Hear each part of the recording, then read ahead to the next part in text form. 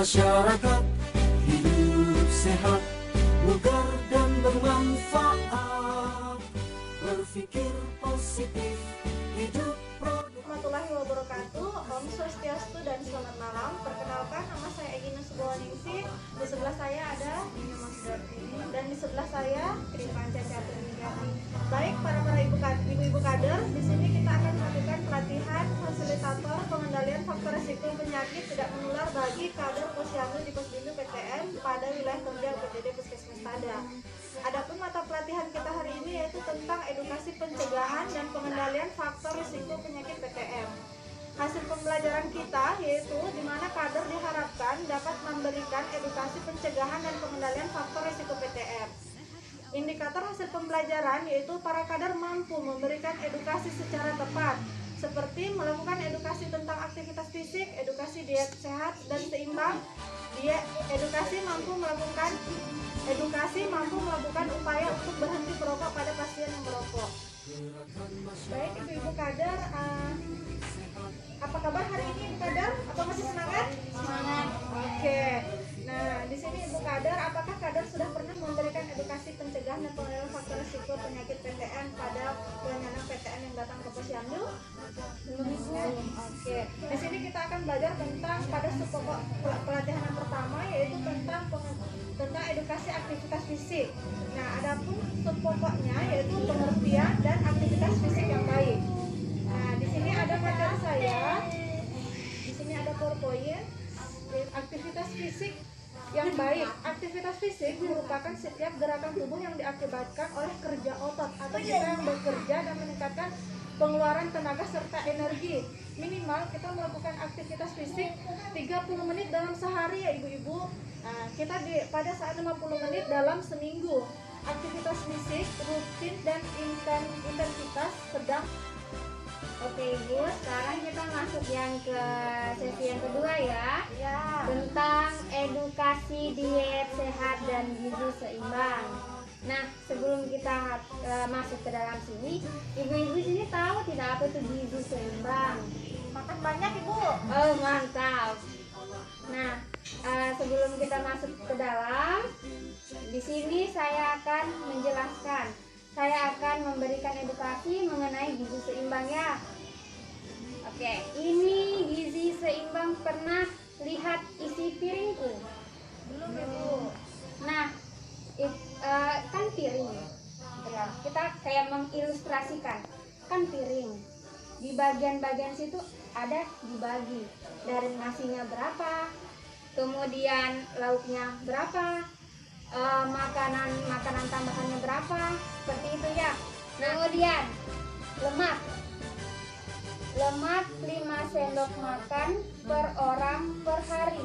Jadi lemak itu bisa kita dapat dari seperti goreng-gorengan, diusahakan itu dikurangi. Semua makanan-makanan yang bergoreng, bersantan itu dikurangi. Oke. Assalamualaikum warahmatullahi wabarakatuh. Selamat malam dan Om Swastiastu. Marilah kita beranjak ke sesi yang ketiga yaitu tentang bahaya rokok. Yang pertama, apakah ibu-ibu tahu tentang bahaya rokok? Ya, tahu ibu. Habis uang tuh pakai beli rokok di suamiku. Ya, ibu-ibu, di sini ada dampak-dampak buruk dan jika menjadi perokok aktif ataupun perokok pasif ya. Yang pertama itu bisa menyebabkan kerontokan rambut, jadi botak kepalanya. Yang kedua, gangguan pada mata seperti katarak, kehilangan pendengaran, menyebabkan penyakit paru-paru kronis, merusak gigi dan menyebabkan bau mulut yang tidak sedap, menyebabkan stroke dan serangan jantung, tulang lebih mudah patah, menyebabkan kanker leher rahim dan keguguran, menyebabkan kemandulan dan impoten, menyebabkan kanker kulit. Itu dampak buruknya Bu ya. Sekarang kita beranjak ke manfaat berhenti merokok. Yang pertama, manfaatnya berhenti merokok itu tekanan darah, denyut nadi dan aliran darah lebih membaik. Baru, hampir semua nikotin dalam tubuh sudah dimetabolisme, kadar CO2 CO-nya dalam darah kembali normal ya.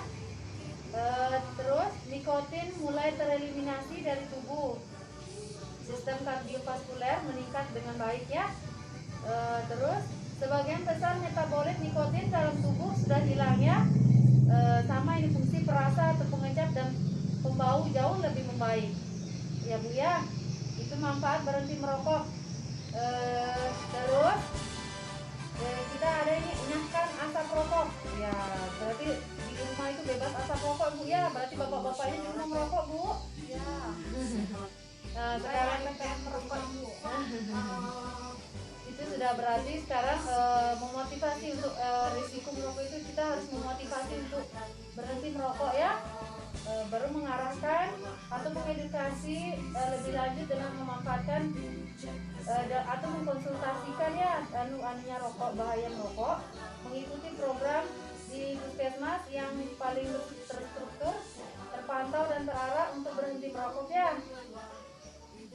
Kemudian cara dan langkah berhenti merokok yang yaitu jumlah rokok yang dihisap setiap hari dikurangi secara berangsur-angsur dengan jumlah yang sama sampai 0 batang pada hari yang ditetapkan ya. Oke, itu saja ibu-ibu kader untuk bahaya merokok ya. Oke. Assalamualaikum. Manfaatnya berhenti merokok itu tekanan darah, denyut nadi dan aliran darah semakin membaik. Lalu hampir semua nikotin dalam tubuh sudah di metabolisme, kadar CO2-nya dalam darah kembali normal ya. Terus nikotin mulai tereliminasi dari tubuh, sistem kardiovaskuler meningkat dengan baik ya. Terus sebagian besar metabolit nikotin dalam tubuh sudah hilang ya. Sama ini fungsi perasa atau pengecap dan pembau jauh lebih membaik ya Bu ya. Itu manfaat berhenti merokok. Terus kita ada ini enyahkan asap rokok ya, berarti di rumah itu bebas asap rokok Bu ya, berarti bapak-bapaknya di rumah merokok Bu ya. Nah sekarang merokok itu itu sudah berarti sekarang memotivasi untuk risiko merokok itu kita harus memotivasi untuk berhenti merokok ya. Baru mengarahkan atau mengedukasi lebih lanjut dengan memanfaatkan atau mengkonsultasikan ya anunya rokok, bahaya merokok, mengikuti program di puskesmas yang paling terstruktur, terpantau dan terarah untuk berhenti merokok ya. Kemudian cara dan langkah berhenti merokok yang yaitu jumlah rokok yang dihisap setiap hari dikurangi secara berangsur-angsur dengan jumlah yang sama sampai 0 batang pada hari yang ditetapkan ya. Oke, itu saja ibu-ibu kader untuk bahaya merokok ya. Oke. Tadi kita sudah membahas 3 pokok materi ya. Ya.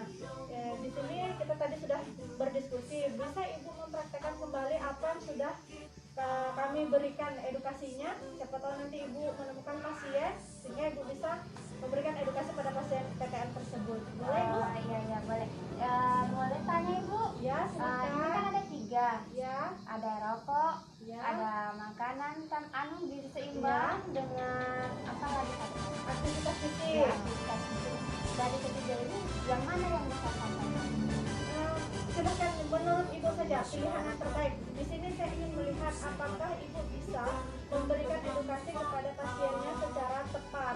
Misalnya jika ibu menemukan pasien yang perokok, apa yang ibu berikan edukasinya kepada pasiennya? Boleh ibu memberikan edukasi? Oh iya boleh. Ini saya sebagai kader. Ya. Kemudian yang jadi pasien saya siapa ya? Misalnya saya pasien ibu. Iya. Yang bahaya rokok ya. Ya. Kan ini ada meja-mejanya. Ya. Kemudian meja pemeriksaan, habis meja pemeriksaan, meja penyuluhan. Ya. Jadi saya juga ada di bagian situ. Ya. Nah, saya lihat pemeriksaannya apa? Oh, dia merokok. Kemudian saya tanyakan, Bapak sudah berapa lama merokok? Contoh seumpama ibu yang jadi bapaknya ya. Ya. Bapak sudah berapa lama merokok, Pak? Sudah 1 tahun lebih, Bu. 1 tahun lebih. Oh, 1 tahun lebih, Pak. Bisa diberhentikan. Ada cara-caranya. Kalau supaya keluarganya kita juga sehat gitu. Nah, kan ada kalau misalnya cara-cara supaya berhenti merokok, usahakan kita bertahap. Yang tadinya satu hari 20 bungkus jadi 10 bungkus atau jadi 19 bungkus. Jadi setiap harinya dikurangi bungkus-bungkusannya supaya berkurang sampai ke titik nol yang tadi Ibu Nyoman jelaskan tadi gitu. Oke, baik Ibu, di sini saya simpulkan bahwa Ibu Kader sangat mantap dalam memberikan edukasi. Boleh tepuk tangan kita apresiasi untuk Ibu Kadernya ya. Di sini saya telah melakukan evaluasi, yaitu bahwa Ibu Kader paham betul dengan apa materi yang telah kita sampaikan tadi. Yang pertama tentang aktivitas fisik, gizi seimbang, dan upaya berhenti merokok. Ibu telah mampu memberikan edukasi pencegahan dan pengendalian faktor resiko PTM. Nah, jadi Ibu di sini nanti kita harus terus belajar. Kita tidak bosan-bosannya belajar dan kita terus mengingat kembali. Nanti kita bisa sering-sering kembali ya Ibu-ibu ya. Mungkin sekian dan terima kasih materi atau pertemuan kita. Kurang dan lebihnya saya mohon maaf. Demi Indonesia sehat, ayo mulailah hidup